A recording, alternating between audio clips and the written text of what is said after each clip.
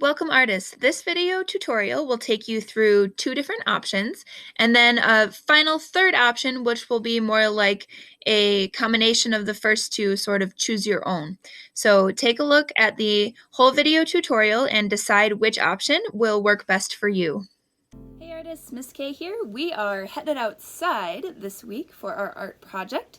So I'm gonna go get my winter gear on and I'll meet you out there to tell you about our project. My chickens are very curious today and they wanted to say hello, so you might hear them in the background. These are my chickens.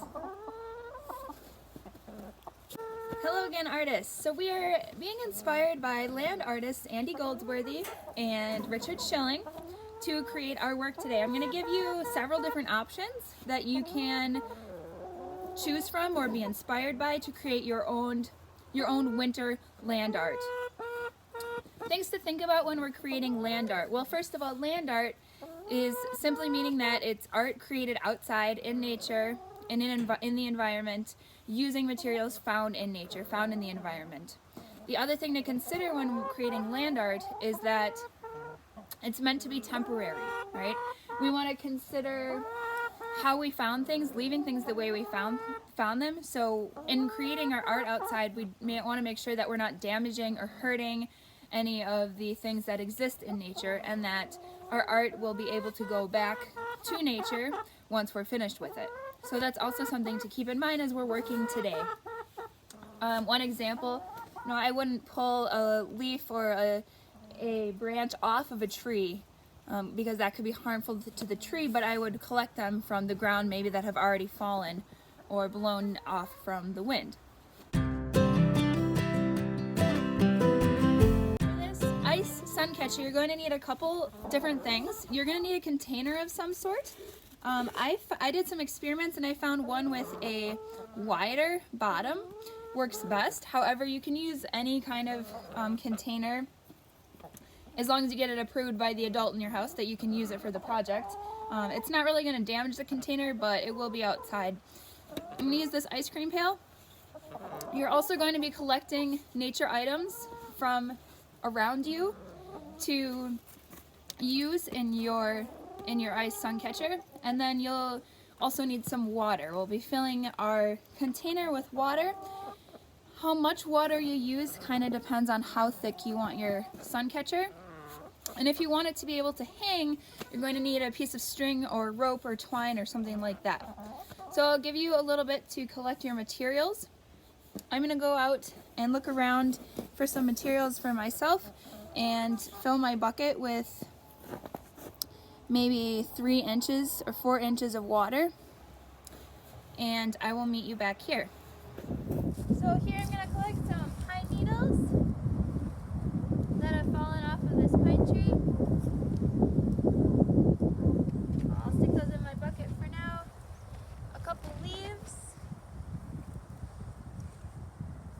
Kind of want to try and get a variety of colors as well, so I'm going to keep looking for some other items. So the objects that are going to work the best are going to be the flatter objects, something like this pine cone. Unless it's a very small one, this might be too thick depending on how high you fill up your water. So something like this pine cone might stick out from the water. All right, so in my bucket I've dropped a few items I've collected so far. Some evergreen needles I collected from the ground, as well as a few sumac berries. So I can arrange my composition by kind of swirling the water around a little bit and trying to, the water kind of gets to decide what your composition is going to look like, but you can adjust it here and there a little bit.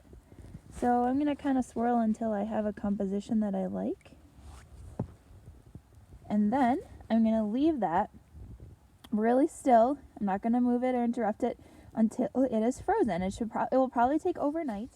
Alright, so I found a piece of paracord here, and I'm going to put it into my bucket so that I can hang my sun catcher.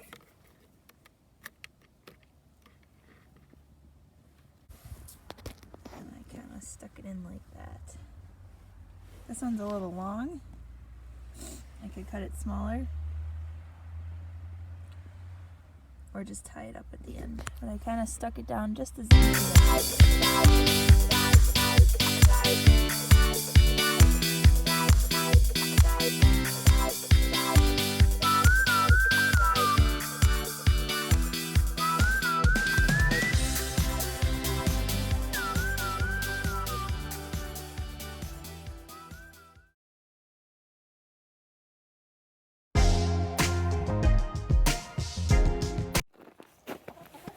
Alright friends, for my ice sculpture, I'm going to need a lot of ice. So I can search around for icicles that I can safely acquire and collect, but also I'm going to actually make some components for my sculpture. So I'm going to be using a lot of different forms, and I collected some recycled containers, some yogurt cups and things, and I have a collection of containers here, maybe between 5 and 10 is probably good. And what I'm going to do is fill them up with water, and I'm going to set them out in a safe spot to freeze overnight. And then when I come back tomorrow morning, hopefully they'll be frozen and I can remove them and create a sculpture. So I'm going to use them as building blocks basically, or building forms, and I'm going to see what kind of a sculpture I can make using these forms. You can also think about adding other materials to your ice sculpture. So perhaps you want to gather sticks, pine needles, leaves, other items you might find in nature to add to your ice sculptures, such as Richard Schilling does in many of his ice sculpture pieces that we looked at today.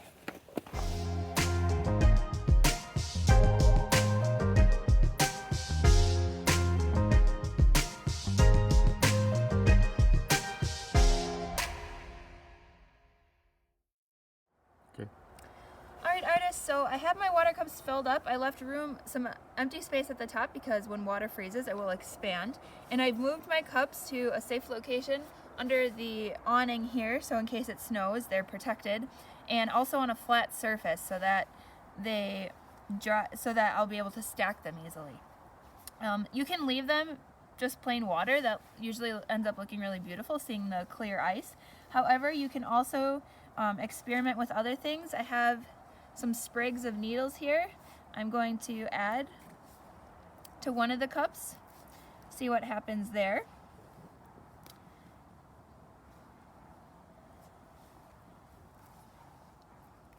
And then also, not everybody has it on hand, but if you have some food coloring on hand and you want to give that a try, there's this one up here. I have some food coloring here, and you just need like a drop or so if you want to try some colored ice as well.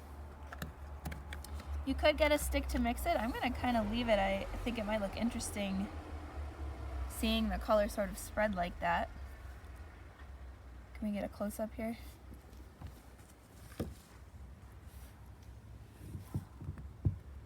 You could try out your color theory too. Do some color mixing.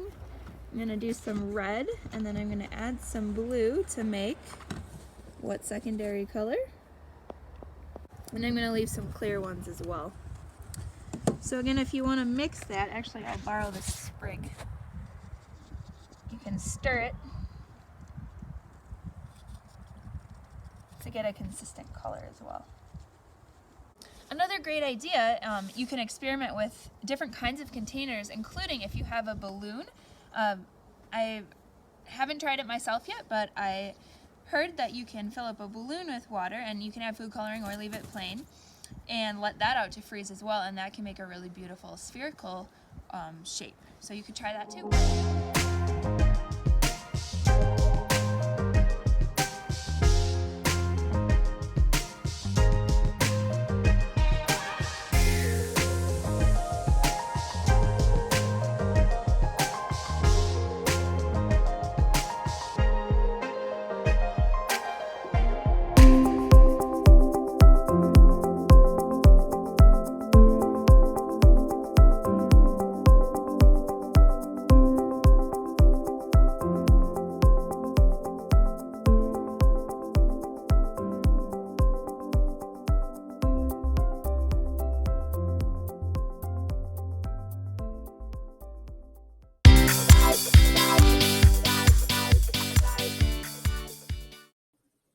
Hi artists, I'm here with the third and final option, which is more like a choose your own option. So you can combine the first two options in any way. You can also come up with your own idea. The only requirement is that you are still making a piece of land art using ice as your main subject matter. However, you could incorporate, for sure, you could incorporate snow if ice isn't accessible to you. So you could do a snow sculpture or snow art of some sort. The only thing I'll say about that is I'm not looking for, as fun as they are, I'm not looking for snow person or snowman submissions. I want you to think a little bit more outside the box with your creation for this project. But option 3 again is choose your own method of completing this ice art land art project.